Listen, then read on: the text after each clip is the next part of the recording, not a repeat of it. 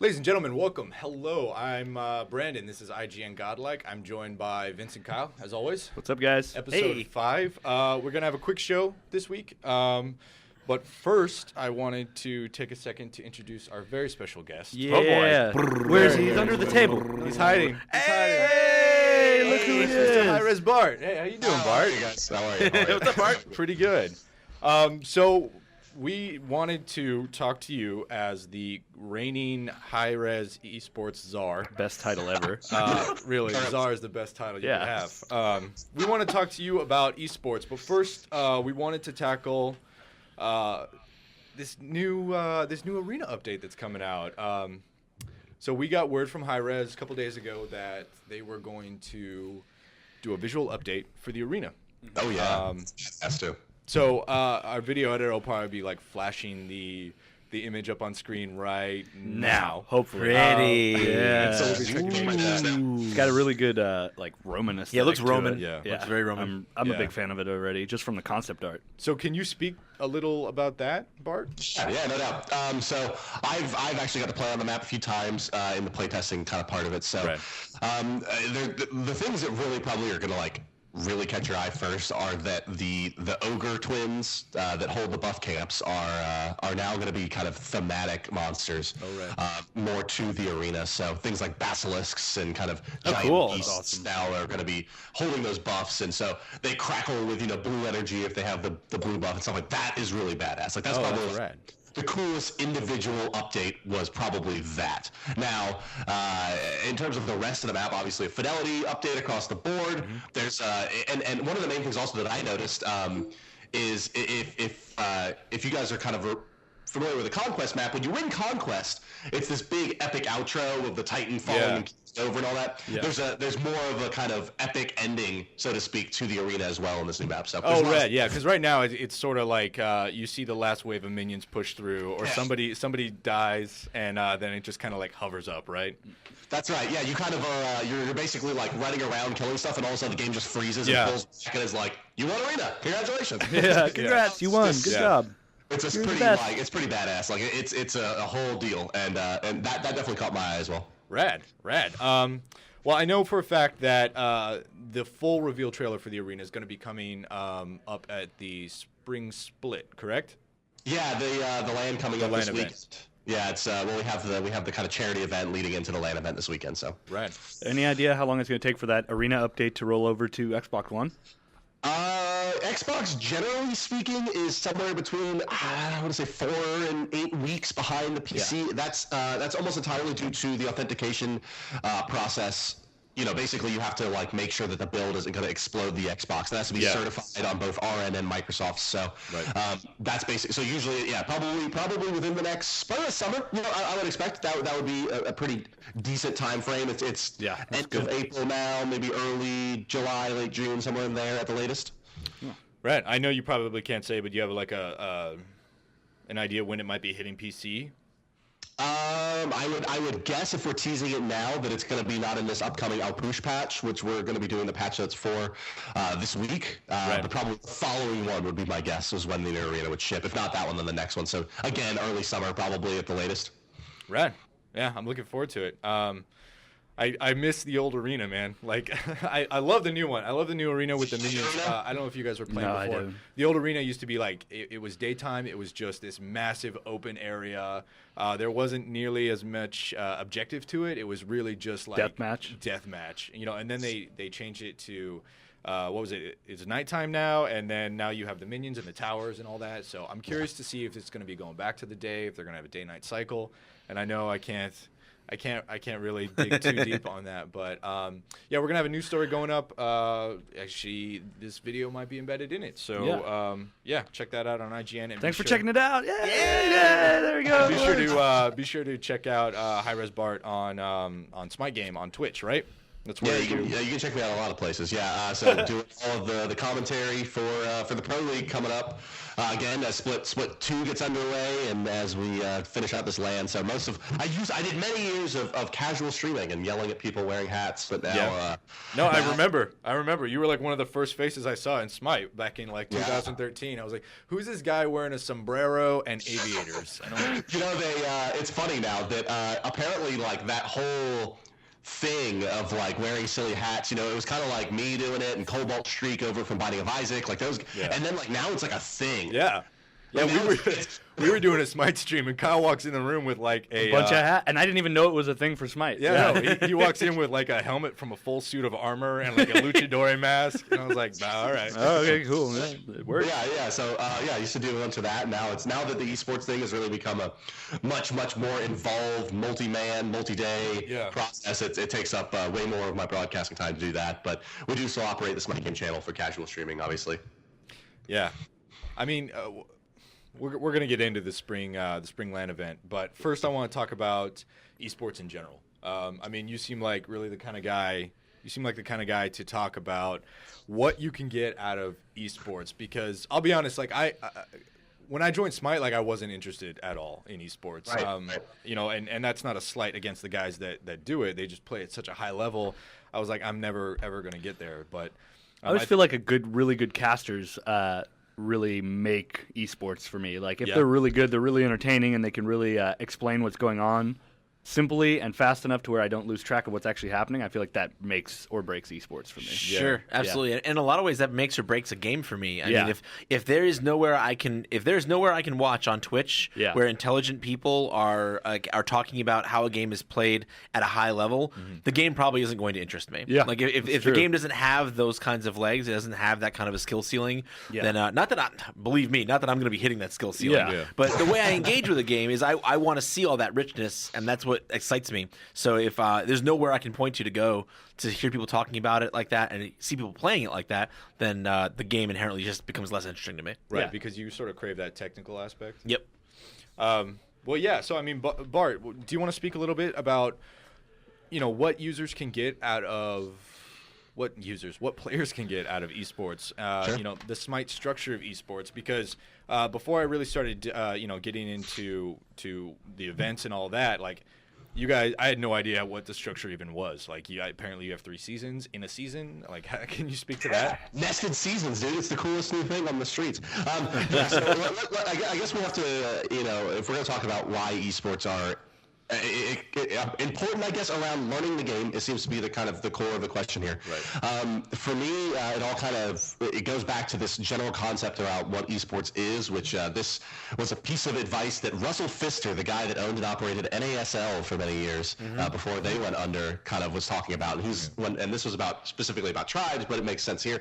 Is that the thing that really makes a game have a potential esport presence is that there's a large enough gap between what a professional player is and a very good casual player. Yeah. And without a large enough gap there's really no reason to have this kind of esports. So that in and of itself, it kind of lends into the idea of why would it be good to know about it if you're trying to get better at the game, right?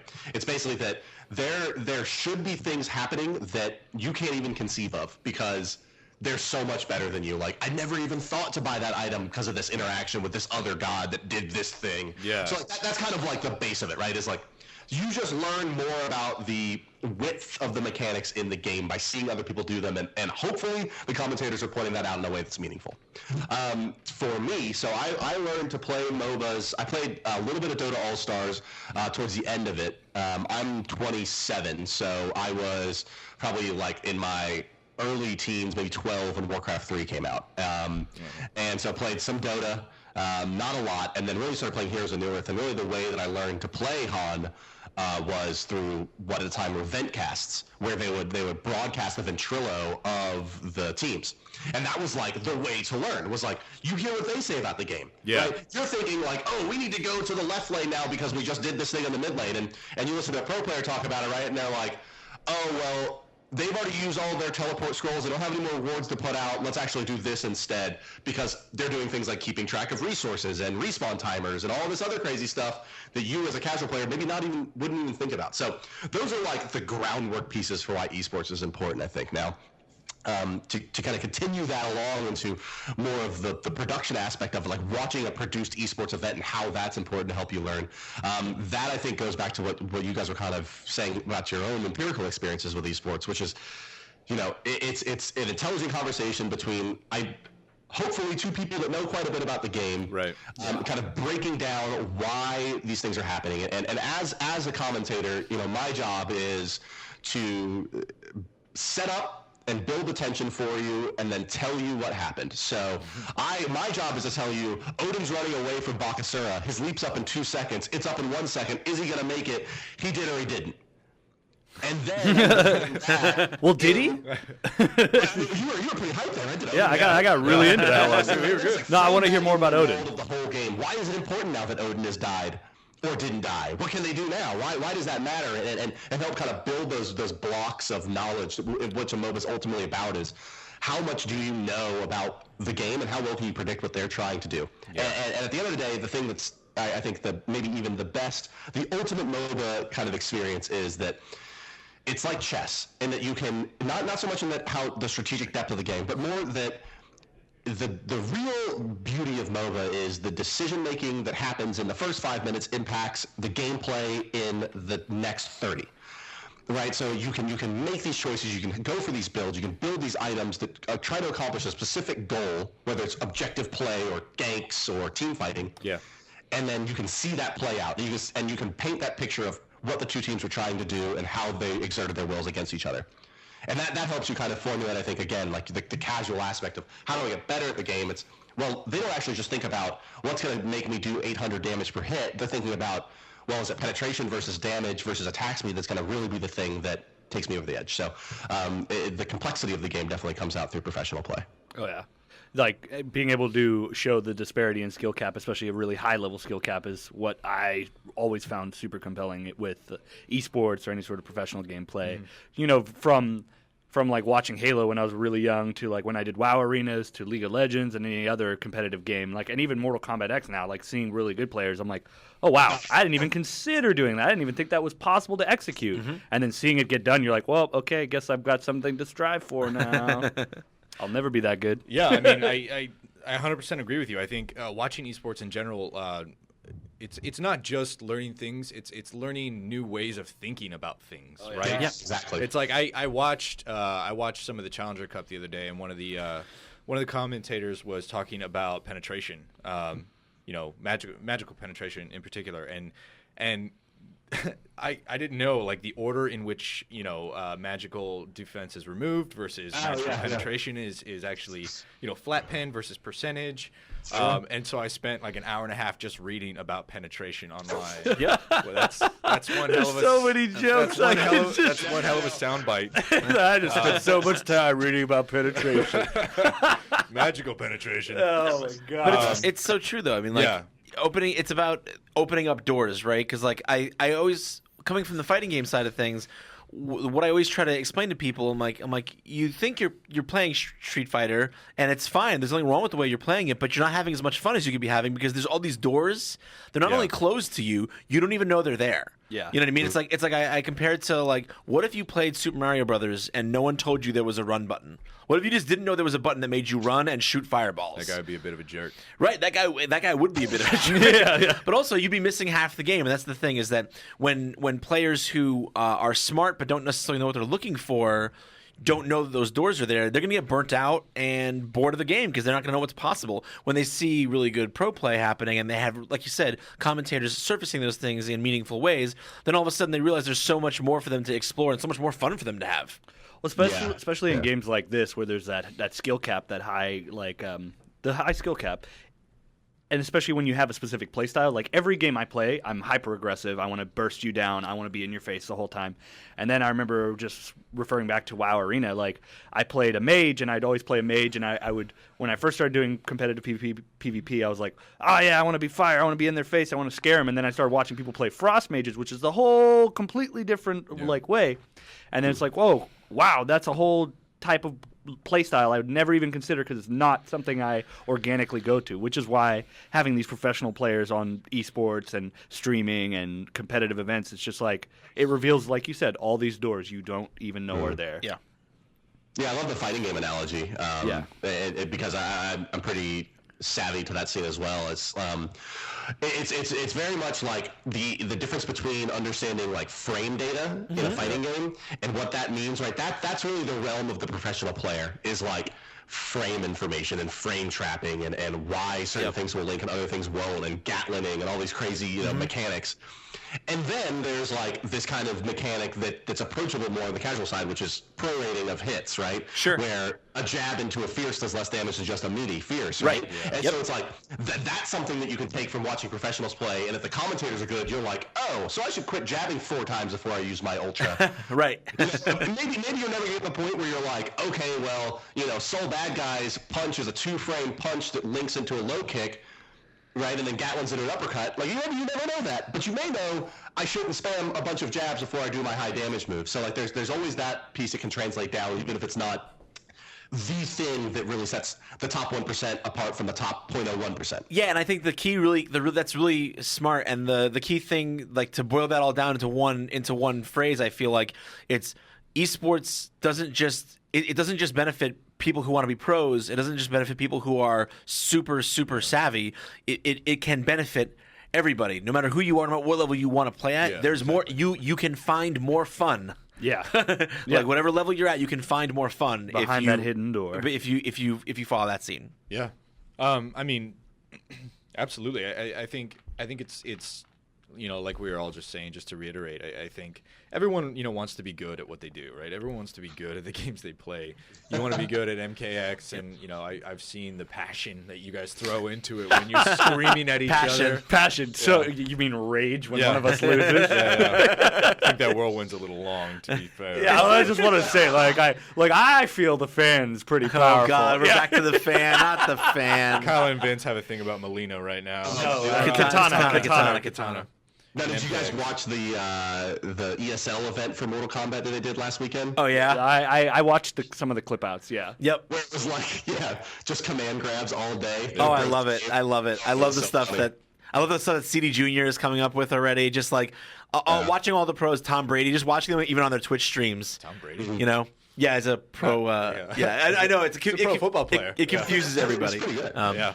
But just watching the pros is such a pleasure. You learn things so fast. Yeah.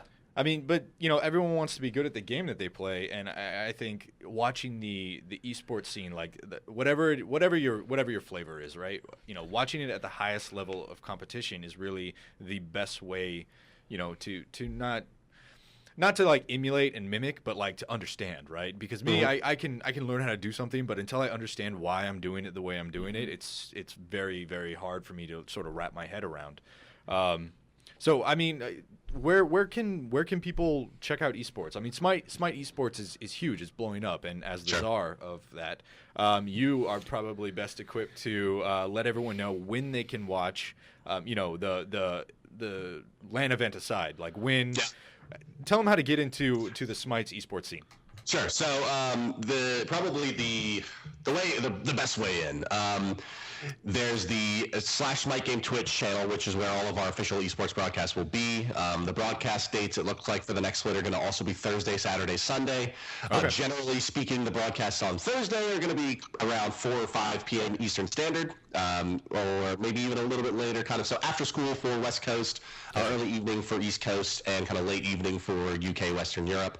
And then on the weekends, usually the broadcast time starts between 2 and 4 in the next season. We're kind of still nailing that all down, or maybe have an announcement. I don't want to get myself in trouble, but basically it's early afternoon on the weekends and early evening on Thursdays is going to be when those games start, and they'll be starting up pretty fast. In fact, maybe the second or third. Well, the qualifiers I believe start in the first weekend of May, as early as that for the next split 2.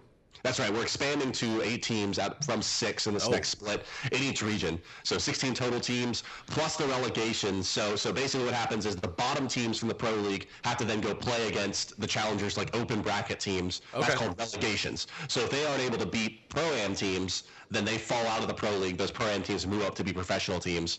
So basically the Challenger Cup is like the wild card, right? The two best teams from the Challenger can fight the bottom 2 teams from the Pro League, and if they beat them, they can take their place, essentially? Yep. That's right. Just like, old StarCraft GSL up-downs. Yeah. That's awesome. Yeah, but this one, it's a little different because it's going to be a 2-team expansion in addition to relegation. So yeah. I think it's the bottom 2 teams from the Pro League and the top 4 teams from the Challengers all play each other over a series of 2 weeks, and then the top 4 teams out of those 6 will move on and join the other 4 pro teams to make an 8-team league. That's so rad. That's really cool. You're gonna have to start adding "It's a Cinderella Story" to your vocabulary. We had Titan last year, right? There really was that did come out of the amateur scene and did make it. It was a total Cinderella story, but now it's like, now that it's happened, right? It's like even more exciting to see if it happens again, because like you've kind of proved that it can work. You've already had that March Madness moment, and now it's like everyone's like thinking like maybe it's us this time. Yeah. I mean, there's that magic, right? And then the pro teams are all like, look, we need to not embarrass ourselves, right? Like, I just imagine like that scene from Mighty Ducks 2 where the German, or what was it, the German team, and they're just like in their locker room, like just reaffirming the fact that they're so badass. We're good. We are pros. We are pros. It's like that. Daredevil has the kid from Mighty Ducks in it. Oh yeah, that's right. Oh, that's right. That's where he's from, huh? Sorry. Are we gonna get on a Daredevil tear? I just or Mighty Ducks tear. Just watched the first 2 episodes last night. Okay, no spoilers. I finished the season. Easily my favorite, but quack. Quack. No. Quack. No. Flying V. Okay. All right. So, what can teams that like want to test their hand at the Challenger Cup? Where do they go? So like their whole deal is basically Challengers Cup is a weekly ongoing open bracket event essentially, and it's Saturdays and Sundays, and you can simply just log in. The information is all at esports.smitegame.com. Cool. And you click on Challengers Cup. Basically, you go and you sign into the TeamSpeak, and you sign your team up. You tell them your roster that week, and then you play. And if you place, I think in the top 8, you start accruing points, and your point totals basically give you your ranking. And that will run for a split. And at the end of the split, you have an opportunity to relegate against the top teams if you're in those top positions out of the Challengers Cup. Man, that's so crazy to me that like just you and your buddies can go do, sign up at the park on the weekend, right? Like shirts versus skins, and eventually you're in a stadium. Like that's insane. Yeah, I mean, I'm sure there's a lot more to it than that, but And shirts versus Lakers. It feels a lot like when like online poker was first becoming a thing. That same kind of just kinetic, just excitement, right? It was like, okay, I can win a buy-in to a buy-in to a buy-in to a buy-in and end up in Monaco. Right. Same kind of thing. It's like, hey, if you just, if your buddies, you guys are really that good, you go beat, these other amateur teams, and hey, you're gonna have a crack at this thing. Yeah. And 0 to hero. A lot of money. So why not? Yeah, why not? Indeed. I mean, cool. Well, I know, in that same vein, you guys are finishing up the season strong, as you do. Strong Bart. You guys are having a LAN event starting this week, right? So it's like it's a little bit of madness, as things normally are at Hi-Rez. For those of you that have known anything about this company for the last few years. And we kind of talked about me streaming and what that was like. So there's a lot of CEO coming in and pieing me and throwing silly shit. So we're a very oddball kind of company. So we've actually decided that we've built now what will now be the 3rd studio that we've built. This one is actually like an eSports arena though. So we've this new building. And we have this gigantic space that's got a couple sets in it and this whole arena deal, and it's a whole other studio once again. And basically, we're gonna run events here, but this one's gonna be a little bit more like maybe like a home story cup or something like that, right? It's a little bit more of an intimate setting. Yeah. By the nature of what it is, what the space is like. So Thursday and Friday of this week are gonna be this charity event called the Spring Fling, where all the players are gonna be there, and it's gonna be very much of a kind of behind the scenes, just look at them as personalities. So these are gonna be things like mix up 3v3 games and 1v1s and egg tosses and dunk tanks and more of like a carnival feel almost with donation incentives. That's basically the deal for these next 2 days. So you guys are just going to be messing around. Yeah, totally. Like Family Feud and like 70s game shows and egg tosses and like that kind of stuff. And and that's all going to be hosted online, right? So the whole thing's on Twitch, on Smite Game, and we're raising money for the American Red Cross. I'm sorry, actually no, it's the American Cancer Society this time around. One of our QA engineers, unfortunately, did lose a long battle with cancer in the last few months. So sorry to hear. He was really well loved, and kind of in his honor, we're holding this charity event, and it does benefit the American Cancer Society. So that's awesome. Shouts to Bob, he was a great guy, and well, we miss him, but. Yeah. So yeah, we're gonna have some fun in his honor, and then raise some money for a good cause, and then that'll roll into a LAN event on Saturday and Sunday, and that is the top 2 teams from Europe and the top 2 teams from North America duking it out for some cash. But really, the prize for this split is the winner of this LAN goes to Brazil to play against the top LATAM and Brazilian teams a little bit later in the summer. So. Oh, cool. Yeah, it's pretty sweet. I mean, like really, it's the travel that's pretty enticing, I think, to the guys. Yeah. It was nice to play for 50 G's or whatever it is, but yeah, a chance to go to Brazil and someone else's dime is pretty sweet too. Yeah, I mean, $50,000 ain't nothing to shake a stick at, but I heard Brazil's nice as well. So, oh shucks, I'll take one or the other. Yeah, I guess so. Do you want to talk about the teams? What's that? Yeah, you get both if you win, I guess. So. Yeah, exactly. In this case, I know it's AFK and what you want Trig. And Titan? No, not Titan. No. So the first game on Saturday. Yeah. It'll be the AFK versus Trig game. The second game will be Fnatic and Team Solo Mid. Fnatic and TSM. Fnatic. It's interregion play across the board. And so basically the way that's going to work is that they're playing, I believe, best of 5s at this LAN. Okay. So oh wow. Best of 5 AFK Trig, best of 5 TSM Fnatic. The winners will go on, obviously, and play in the finals on Sunday, and the 3rd, 4th relegation match will also be played on Sunday. So it's going to be 2 games a day, or two sets a day. Should be about 7 to 9 hours of broadcast of esports per day right. on Saturday and Sunday. Wow. Yeah, and actually, what we're going to try for the first time, really, and again, this goes back to that idea of it being more of like a Home Story Cup. Are you guys familiar with Home Story Cup? What I'm talking about? That StarCraft event? No, I've heard of it, but I never watched. You ever seen the Summit from Dota? Oh, yeah, absolutely. Okay, so same kind of thing as that, right? Like, okay. More casual. Anyway, point being here that we're bringing Lassus and Zapman from Eager and Jeff Hinla from Cloud9. And rad. Our pros on the desk. So we're going to try basically a 3-man commentary setup with 2 commentators and a professional insight guy there. So it should give you a little bit better idea of that. Again, that kind of behind the scenes, a little more about, to give you an example, right? We'll say something like, they're picking Uller here, top overall. That's really interesting. I wonder what they're going to go for. So this is this, and we're waxing philosophical about why Uller fits into these different comps, right? A professional player is going to probably just go, no, they picked Uller because that's all that guy plays. Literally. Yeah. So you have the commentary versus the analyst, right? Yeah. Right. So we're gonna try that. We're gonna bring the pros on to do a little analyst at the desk, analysis at the commentary desk actually. So yeah, it's really cool. I mean, it's gonna be a little bit different, but ourselves. I'm looking forward to it. I know there's generally like there's a gap between doing the commentary stuff for your living, right, and then playing for a living. So I'm curious to see how that interacts. I'm really looking forward to it, man. Like I said, I wasn't a huge esports guy, but lately I've been really itching to watch it. Like last week, was it last week or 2 weeks ago? AFK and Cloud9. Like that was an awesome set. Yeah. That was 2 weeks ago. That was an unbelievable game. That was really so good. Sorry, I know you guys probably didn't. I'm trying to get into Smite eSports.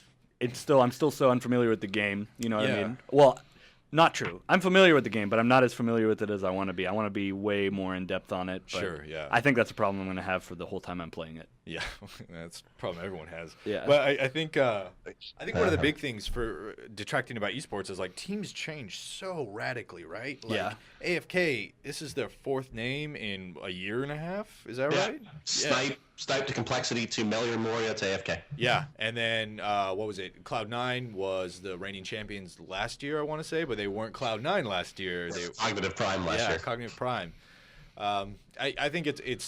Do you have anything to say about that? Like, sure. Yeah. I have a lot to say about that, Brandon. Yeah, let's go. Lay it on the table. Okay, all right. Yeah. So here's what I have to say about it. I think nobody that is currently operating an esport league or anything would argue with the what is essentially a fact that a franchise model is the only thing that's going to ultimately push competitive gaming into the mainstream. Right. Having that franchise model where you can purchase your spot in the league that allows you to basically build a brand and continue to expand upon that brand is really important. Yeah. Another part about franchises is regionality, right? You can start having the San Francisco Bay Area TSM, right?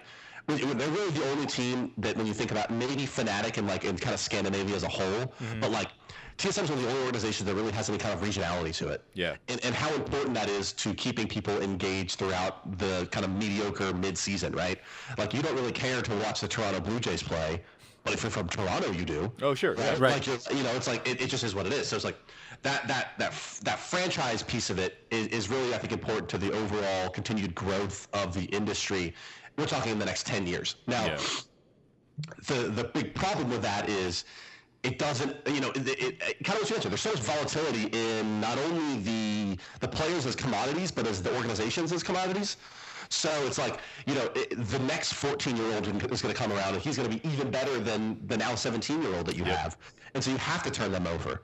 And then, the sponsorship deals change so often. I mean, you look at things like G2A and Kingwin, these Steam Key resellers that have popped up, now sponsored, it seems like 65-70% of all teams are sponsored by them. 2 years ago, you never would have heard of them, right? It would have been Logitech, and it would have been these other kind of big players. HyperX is a big one as well in the last couple of years, right? It's like the sponsors change with such rapid turnover. So just like anything, it follows the money, right? It follows the money. You're right. It follows the money. It follows the win. I think you hit the nail on the head. And until you get some kind of sustainable, more franchise-esque model, that probably doesn't change, but it also hasn't hindered growth to this point, I don't think, in a meaningful way. So it's like, at some point, there's a breaking point, right? To borrow from Malcolm Gladwell here, at which it becomes a necessity, and it probably, at the end of the day, it probably starts with Riot, right? I mean, they're already, you can see, making lots of steps in that direction, right? Yep.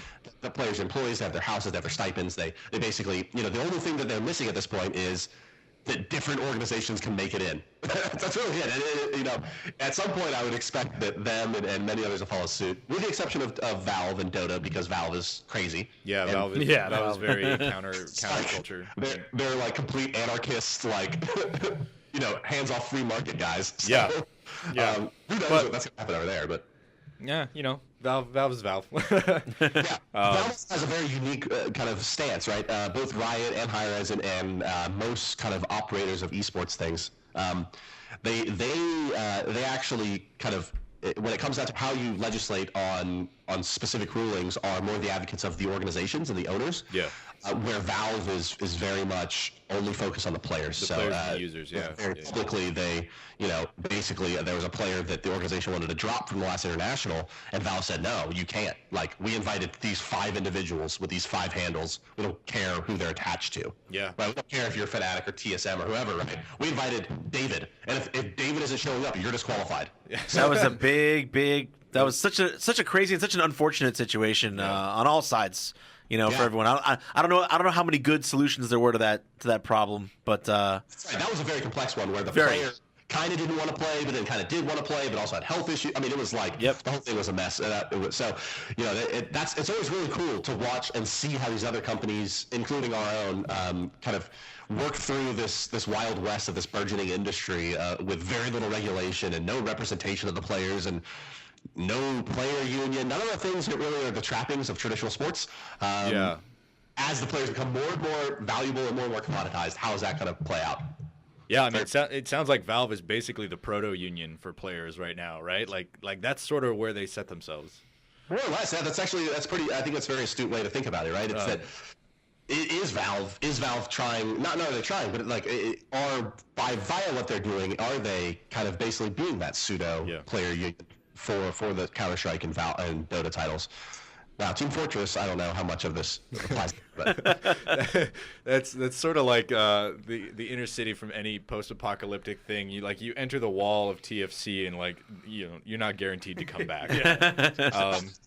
But yeah, man, it's super exciting. Like, it's still such a young thing, and I think the Wild West, analog is perfect, right? Like, everyone's sort of figuring out. Like, it reminds me of like the App Store, right? Like, right when iOS and Android hit the market, everyone's like, we can make $1 million by making a game where you push one button. Mm-hmm. Like, okay, let's do it. Yeah. So I'm really curious to see kind of how this goes and where it goes. But first step of that is, of course, the Smite Spring event land. If you want to plug that one more time, we're running out of time. We got to get out of here. I think there's an anime show coming in here, getting ready to tape. So anime. Anime. Bart, start your plugs. Animo. I gotta say that's the best segue I've ever heard. So plugs. We got the Spring Fling Thursday and Friday of this week. It's the 21st. Now that we're filming it, that's the Tuesday, so it's going to be 23rd and 24th of this week are going to be the charity event. So be sure to come hang out with us. Hey, and how can people donate to that cause?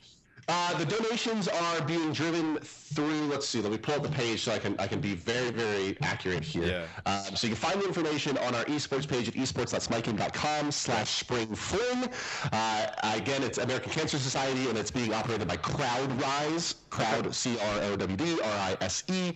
And you can donate there at crowdrise.com/SPLspring. And we've raised, to date, before even starting anything, it looks like about $300 has already been raised. So. Oh, right. That's cool. So we're very excited about that. And obviously we're going to, and so another thing, we're going to do a little bit of the AGDQ style kind of donation incentivization. Cool. For naming teams. We're going to read out your donations and everything. So looking pretty forward to doing all that. And then we have the LAN event coming Saturday and Sunday, which will be the top 4 teams across the world right now competing for a chance to go play against the Brazilian and Latin American teams, as well as a nice prize pool. So definitely come check that out. Twitch.tv/SmiteGame.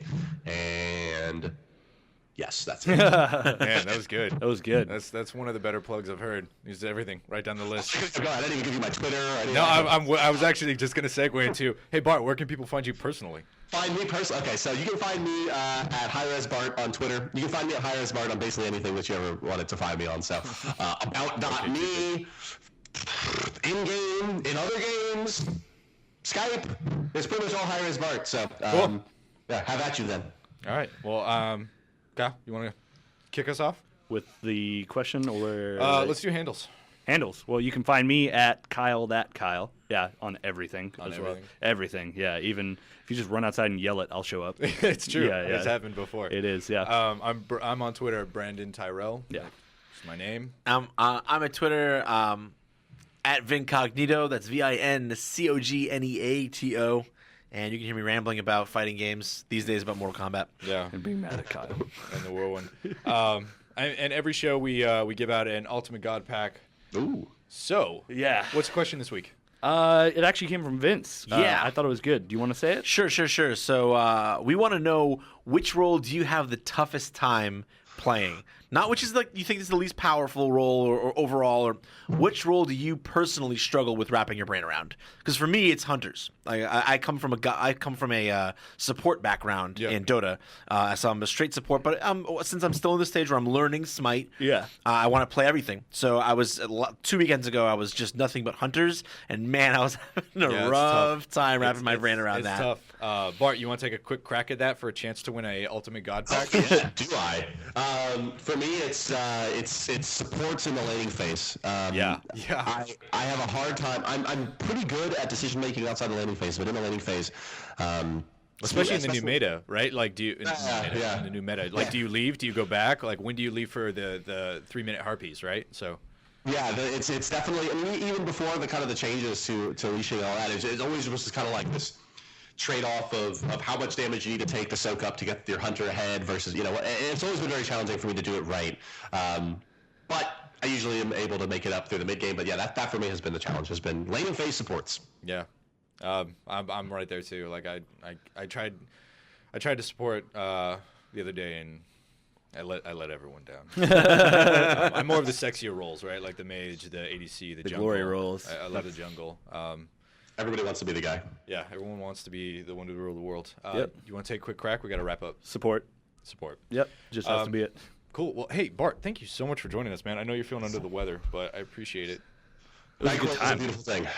very much. Hopefully we have you on again sometime in the near future. And definitely good luck this weekend. I know it's going to be a lot going on. So crush it. Thanks for having me. Our pleasure, man. Yeah. Thanks again, man. Bye. Ladies and gentlemen, thank you for tuning in to IGN Godlike, episode 5. I think we hit everything. So from now, for everyone here, thanks again.